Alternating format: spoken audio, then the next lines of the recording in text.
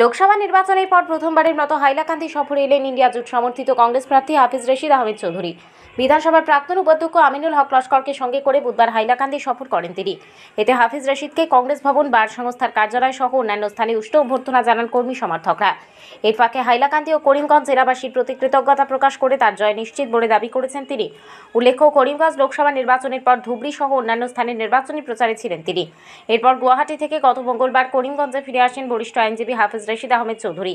এদিন হাইলাকান্দিতে পা রাখে প্রথমে কংগ্রেস ভবনে আসেন। সেখানে জেলা কংগ্রেস সভাপতি শামসুদ্দিন বড়লস্কর সহ অন্যান্যদের সঙ্গে দেখা করে নির্বাচনী বিষয়ে আলোচনা করেন। এরপর চলে যান হাইলাকান্দি বার সংস্থার কার্যালয়ে। সেখানে বেশ কয়েকজন আইনজীবীদের সঙ্গে আলোচনায় মিলিত হন হাফিজ রশিদ।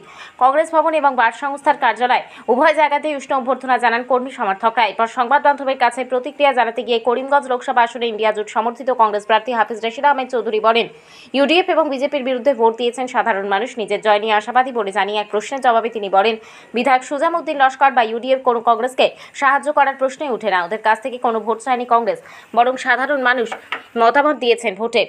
এর আগে হাইলাকান্দি বার সংস্থার প্রাক্তন সাধারণ সম্পাদক আইনজীবী রশিদ আহমেদ চৌধুরী সাংসদ নির্বাচিত হলে হাইলাকান্দিতে নিজের একটি সাংসদ কার্যালয় খোলার জোরালো দাবি জানিয়েছেন, যাতে অতি সহজেই সাধারণ মানুষের অভাব অভিযোগ সবকিছু সুষ্ঠুভাবে তুলে ধরা যায়। এমন কথা শোনার সঙ্গে সঙ্গে দাবি পূরণ হবে নিশ্চয়ই বলে আশ্বাস দেন হাফিজ রশিদ আহমেদ চৌধুরী। এতে রীতিমতো সন্তোষ প্রকাশ করেন উপস্থিত সকলেই। অপরদিকে প্রাক্তন উপাধ্যক্ষ আমিনুল হক লস্কর বলেন, এবারের লোকসভা নির্বাচনে সাধারণ মানুষ পরিবর্তনের জন্য ভোট দিয়েছেন।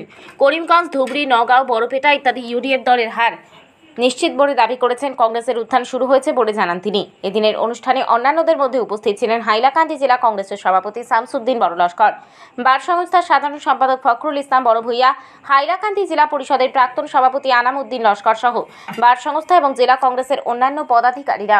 উদ্দেশ্য হলো যে ইলেকশন 26 তারিখ শেষ হয়েছে। শেষ হওয়ার সঙ্গে সঙ্গে আমাকে পার্টি থেকে অন্যান্য জায়গায় পাঠানো হয়েছিল, ধুবড়ী, বরপেটা এবং গুয়াহাটি। ওগুলো শেষ করে আমি গতকালকে আসি, সর্বপ্রথম হাইলাকান্দিতে আসলাম। হাইলাকান্দিতে আমি যে ধরনের সহযোগিতা পাইছি, সহানুভূতি পাইছি, আমি অভূতপূর্ব সেবা পেয়েছি, যার জন্য আমি কৃতজ্ঞ।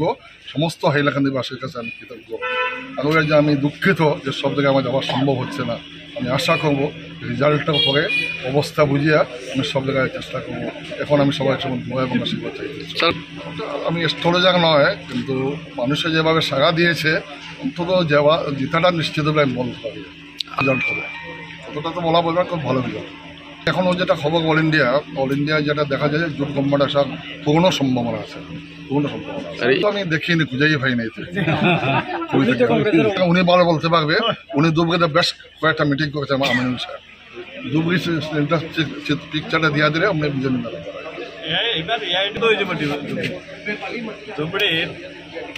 মৌলানা বদরুদ্দিন সাহেব বিরাট মানে হারবা কংগ্রেস ক্যান্ডিডেট রক্ষবুলের সঙ্গে, কারণ মানুষে এখন পরিবর্তন চাইছে।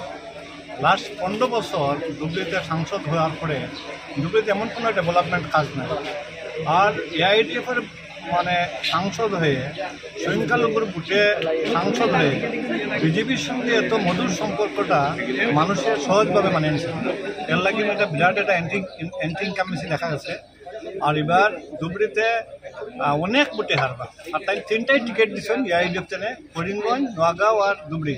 করিমগঞ্জ, নোয়াগাঁওতে আগেও হার হয়েছে। আর লাস্ট পর্যায়ের যেটা তৃতীয় পর্যায়ের ভোটও করিমগঞ্জ মানে ধুবড়িতেও ওনার পতন অনুযায়ী। ওটা ওনার ব্যক্তিগত কথা, ওনার কথার উপরে তো টিপ্পণী করা যায় না। ওনার ব্যক্তিগত রাত্রে পর্যন্ত জুম্মা পর্যন্ত ইউডিএফের বিরোধিতা করেছে। জুম্মার পরে ক্যান্ডিডেট অবস্থা বুঝিয়া সারেন্ডার করেছেন ক্যান্ডিডেট। ওদেরকে সাহায্য করার কোনো প্রশ্ন ওঠে না। ইউডিএফে আমরা কীভাবে সাপোর্ট করবে আমাদের? আমরা সাপোর্ট চাই না ওনাদের, আমরা মানুষের সাপোর্ট চাই। ইউডিএফে সাপোর্ট থাকলে সাপোর্ট চাইছে। ইউডিএফে কোনো বিধায়ক বা নেতা কোনো সাপোর্ট আমরা চাই না। মানুষের জনসাধারণের যারা ইউডিএফ করে, বিজেপি করে, কংগ্রেস করে, এজিপি করে, সবাই কাছে আমাদের আপিল ছিল গণতন্ত্র বাঁচানোর জন্য আপনারা সবাই ইউডিএফ পাই হয়ে আসেন। ওদেরকে আমরা কোনো হিসাব। ঠিক আছে, থ্যাংক ইউ।